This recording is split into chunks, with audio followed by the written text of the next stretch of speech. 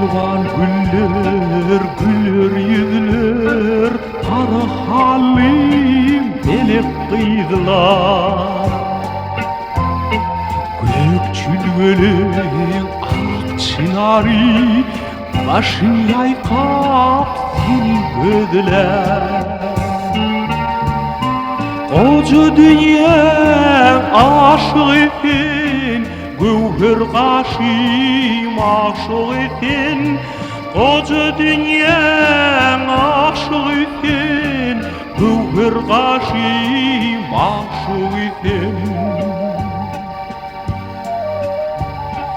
Akır gider çeşme çaylar, Öter gider yıllar aylar.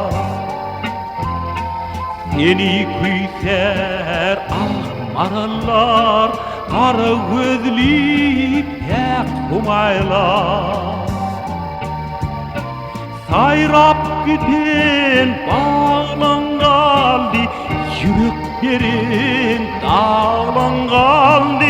Sayrap giden bağlan kaldı, Yüreklerin dağlan kaldı.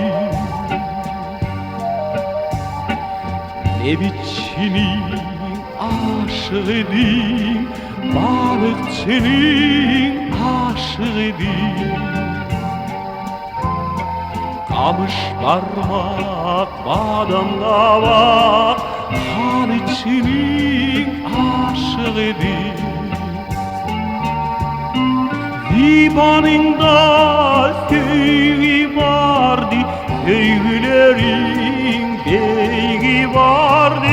Divanında sevgi vardı, sevgilerin beygi vardı. İlonunu tarif ettin, Kavıldırdın, el tuttun.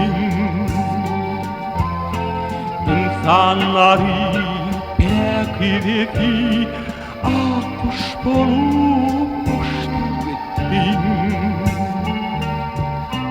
Kara şahir, aşık şahir, Ediline makşuk şahir.